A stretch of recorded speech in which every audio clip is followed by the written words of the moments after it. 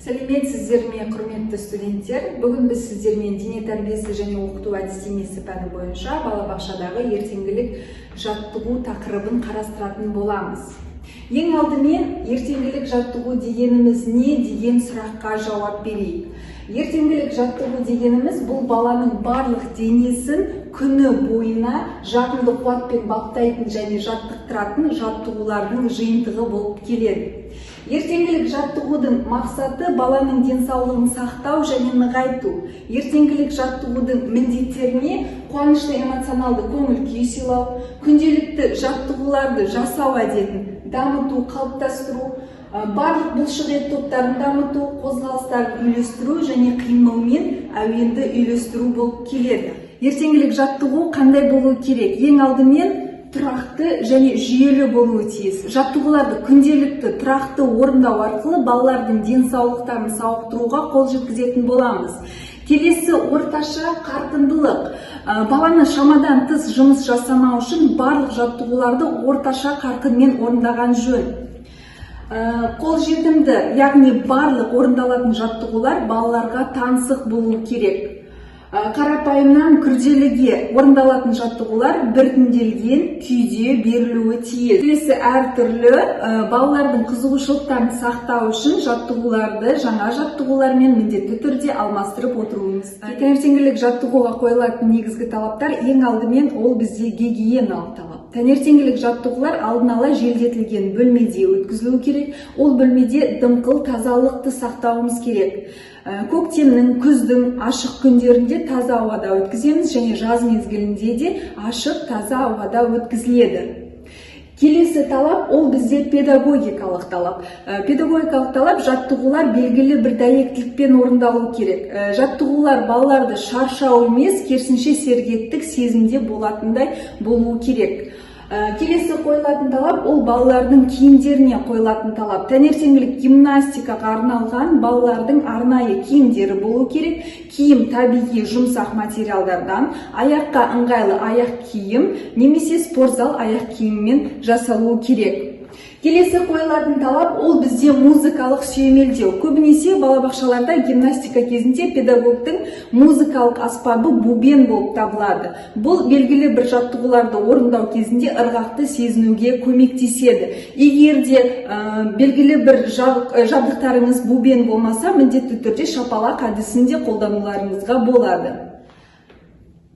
Ертеңгілік жаттығу әртүрлі формада өткізіледі. Көріп отырғанымыздай, біз ертеңгілік жаттығуды бірнеше көптеген формада өткізе алады екенбіз. Қазір біз сол формаларға тоқталатын боламыз. Ең алдымен дәстүрлі ертеңгілік жаттығу. Бұл жерде балалардың қозғалыс белсенділігін ынталандыруға бағытталған қарапайым жаттығулардың жиынтығы жатады, яғни жалпы дамытушы жаттығулар. Келесі сюжетті ертеңгілік жаттығу кез келген тақырыппен біріктірілген немесе қарапайым сюжетке сәйкес салынған жаттығулардың жиынтығы. Суретте көріп отырғанымыздай балалар қаздардың белгілі бір сюжетті қимылдарын салып жатыр. Яғни бұл бізде екі қаз сюжетінен алынған қимылдар. Келесі ойын түріндегі ертеңгілік жаттығулар, ол жерге біз әртүрлі қарқында 2-3 қимылды ойындарды немесе 5-6 имитациялық сипаттағы жаттығуларды кіргізе аламыз. Келесі музыкалық ырғақты қимылдар. Музыкалық ырғақты, яғни музыканың сүйемелдеуімен орындалатын жаттығулар. Мен сіздерге қазір музыкалық ырғақты қимылдардан өзімді көрсеткім келеді. Ну-ка вставайте, на зарядку выбегайте, хорошенько потянулись, наконец-то вы проснулись. Начинаем, все готовы? Отвечаем, все готовы. Начинаем, все здоровы? Я не слышу. Все здоровы. Становитесь по порядку на веселую зарядку. Приготовились, начнем. И все вместе подпоем. Солнышко лучи старее, любит скакать. С облачка на облачко перелетать. Вот так вот. Раз, два, три, четыре. Раз, два, три, четыре. Раз, два, три, четыре, пять. Еще раз. Раз, два, три, четыре. Раз, два, три, четыре. Раз, два, три, четыре, пять. Бұл бізде музыкалық ырғақты қимылдарды қолдана отырып, музыканың сүйемелдеуімен орындалатын жаттығудың түрі бұл. Келесі бізде кедергі жолын пайдалану. Кедергілік жолды қолдану арқылы балаларға жүктеменің біртіндеп арттыратын жаттығулар ұсынуға, моторлық міндеттерді қиындатуға, сонымен қатар дене сапасын арттыруға мүмкіндік туғызады. Кедергілік жолын пайдалану арқылы орындалатын гимнастика түрі. Shadows dance in the distance. Something just ain't right. I'm cold inside. Help me find what I'm missing. We're all scared to fly. Still we try. Learn to be brave. See the other side. Won't you lead me there? Have no fear. Close your eyes and relax. Oh my.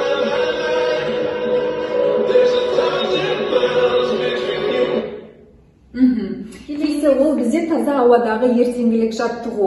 Таза ауадағы ертеңгілік жаттығудың бұл түрі ауада балаларды қабылдау кезінде өткізіледі. Шағын топпен де өткізуге болады, 4, 5, 6 бала жиналған кезде. Бастапқыда балаларға жалпы дамытатын, яғни 3-4 жаттығудан тұратын, денені қыздыратын жаттығуларды ұсынамыз. Таза ауадағы ертеңгілік жаттығудан үзінді.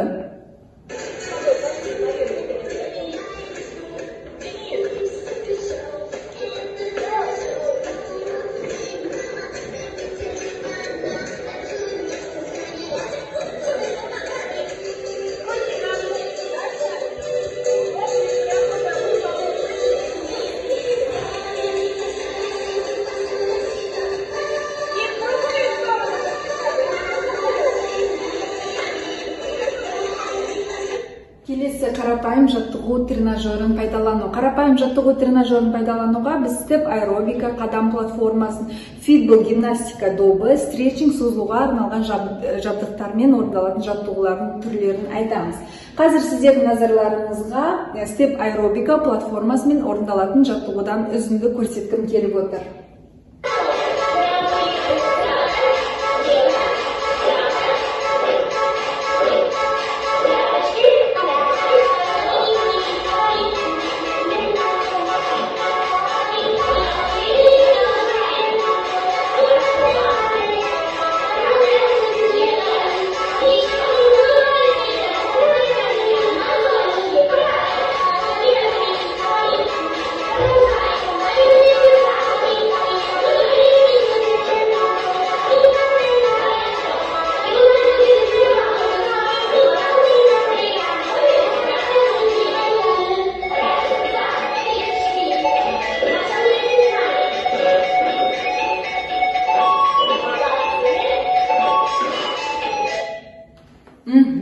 Келесі бізде қарапайым жабдықты пайдалану. Қарапайым жабдықты пайдалануға біз доп, қапшық, лента, орамал, құрсау және тағы басқа дене шынықтыру залында қолданатын жабдықтарды пайдалана аламыз.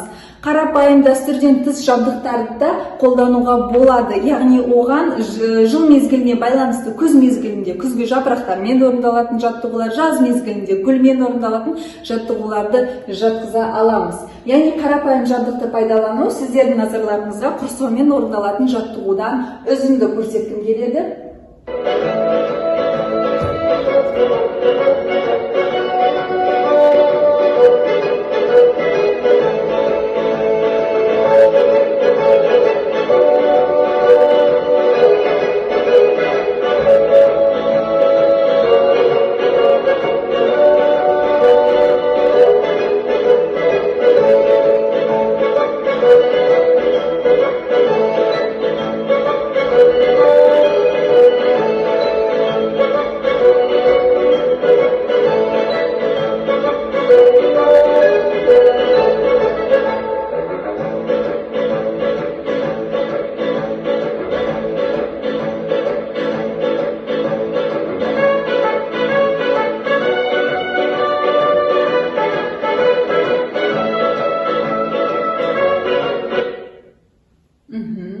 жаттығудың құрылымына келіп тоқталатын болсақ, жалпы ол кіріспе, негізгі және қорытынды бөлімдерден тұрады.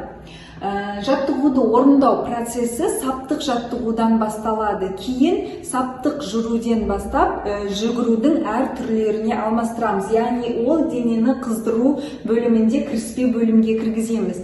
Келесі негізгі бөлімге жалпы дамытушы жаттығулар және секіру жаттығуы орындалады.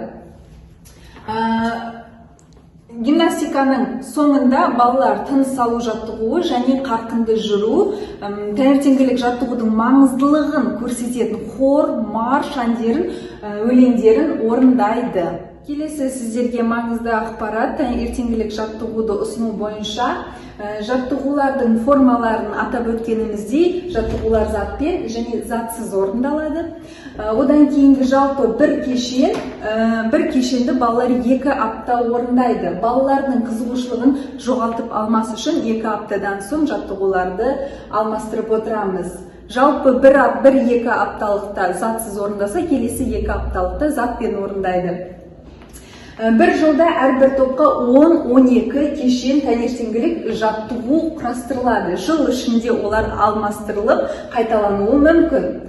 Саптық, жүру, жүгіру, жалпы дамытушы, секіру жаттығуларын орындаған кезде педагогтың тарапынан балаларға әдістемелік нұсқаулықтар белгіленуі тиіс. Яғни ол жүрген кезде балаларды қатардан шықпауын ұсыну, бірін-бірін итермеу, денені тік ұстау деген сияқты әдістемелік нұсқаулықтар белгіленеді. Жаттығуды құрастыру барысында балалардың жас ерекшеліктері, денсаулық жағдайы, дене дамуы, жыл мезгілі және орындалатын орнына байланысты құрастырылады. Келесі ертеңгілік жаттығудың өткізу әдістемесі балалардың жас ерекшеліктеріне сай белгіленуі. Яғни балабақшада кездесетін топтар кіші топ, бірінші кіші топ, екінші кіші топ, ортаңғы ересек және даярлық топтар.